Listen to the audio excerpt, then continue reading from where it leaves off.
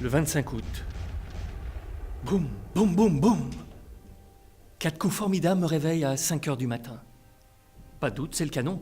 L'ennemi approche, peut-être est-il déjà dans la ville. Soudain, la porte de la maison s'ouvre et une quinzaine d'Allemands, baïonnettes au canon, envahissent la maison. Un sergent prussien, revolver au poing, les précède. Monsieur le curé en était à la communion et consommait les saintes espèces. Le casque à pic toujours sur la tête et le revolver au poing. Le sergent prussien lui répète son ordre d'arrestation. « Au nom du général, je vous arrête !» Monsieur le curé se retourne et lui dit « Bien, monsieur, permettez-vous d'achever ?» Le tigre répond « Oui, tout de même. » On nous conduit d'abord à la mairie et ensuite à l'église, où ces barbares ont rassemblé les 270 hommes du village. À 10 heures, les obus éclatent à côté de nous, on entend les vitres qui tombent. Tout le monde se lève pour sortir et là, le sergent prussien nous fait rasseoir menaçant de fusiller le premier qui se lèverait pour sortir.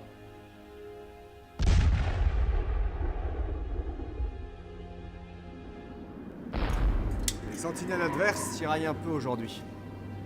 J'ai transporté mes bagages dans notre nouveau gourbi. 17h. Nos artilleurs lancent des bombes.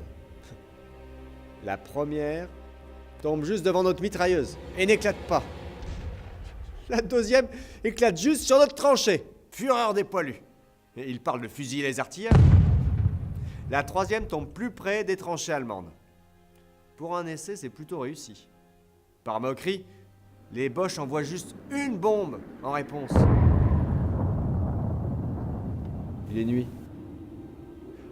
Il neige. Que j'ai froid aux pieds. Les Boches ont bombardé Saint-Dié. Ce qu'ils n'avaient pas fait depuis longtemps. On sent de l'énervement. Ça gronde partout. Ça recommence.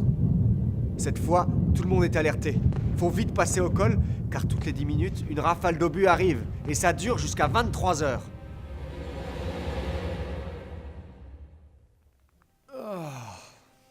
J'ai bien dormi au chaud, bien que sans couverture.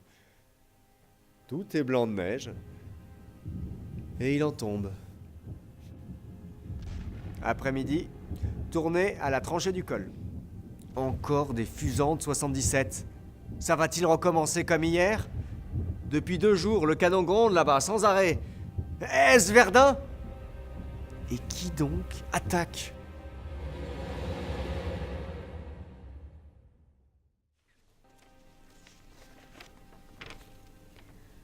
Mon cher Paul, ta pauvre femme t'écrit bien fatiguée.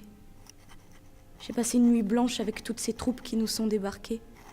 Il n'y a pas eu moyen de dormir. Le maire m'avait mis un officier et, faute de place, je lui ai laissé mon lit. J'ai passé la nuit sur une chaise, ou plutôt en promenade à l'écurie où j'avais des hommes tellement ivres que je n'étais pas tranquille. Ils étaient vautrés derrière leurs chevaux sur de la paille avec des pipes allumées. Quand il a fallu partir, leur officier a été obligé de les sortir à coups de poing de l'écurie.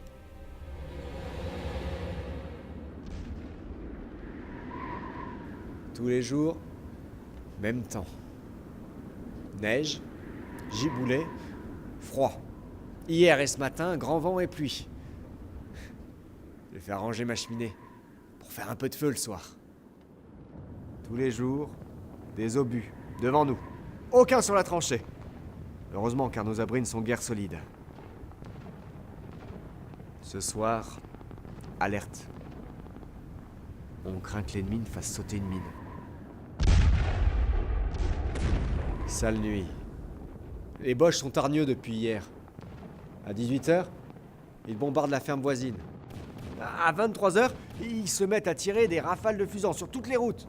Des 102 autour de nous. J'alerte mon monde et ça dure toute la nuit. Oh, le temps est orageux. La propriétaire de la ferme, bombardée hier, a été blessée par une balle Boche, tirée de frappelle. Mon cher Paul, il y a 4 ans aujourd'hui que tu m'as quitté. Je pleurais et tu me disais pour me consoler, « Ne pleure pas, je reviendrai bientôt. » 4 ans que nous vivons loin l'un de l'autre. 4 ans que je lutte, avec toujours l'espoir de te revoir bientôt. toi. 4 ans de misère loin des tiens. Et combien de temps serons-nous séparés? Nous avons perdu l'habitude de la vie commune. Il semble maintenant que cela doit être toujours ainsi. Quoi qu'il en soit, mon pauvre homme, c'est pour tous pareil. La situation n'est pas belle pour vous. C'est bien triste en effet de voir s'éterniser une guerre inutile où chaque jour il en tombe. Et crois-tu que ce soit plus gai pour les femmes qui restent à la maison? Tu sais que chaque jour on nous complique la besogne. Et bien que je ne me décourage pas, j'entreprends sans hésiter des choses que je n'ai jamais faites et je tâche de m'en sortir. Et la vie qui devient d'un prix fou. Le pain nous est rationné à l'extrême. Tout manque. Que pouvons-nous y faire? Rien du tout. Nous ne pouvons pas faire finir la guerre. Il faut l'accepter. Le 11 novembre à 11h30, c'est une explosion de joie dans toute la ville. De tous les côtés, on entend des détonations. Ce sont les Allemands qui font sauter les mines restées dans les tranchées. Les jeunes gens des Chavons et autres redescendent la ville, parcourant les rues, en chantant et en portant des cocardes, comme au temps de la conscription. Les Boches regardent ça d'un air.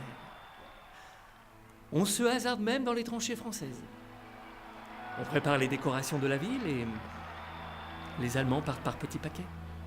Quelques-uns ont même accroché des cocardes couleur française à la casquette. On attend pour demain une division française.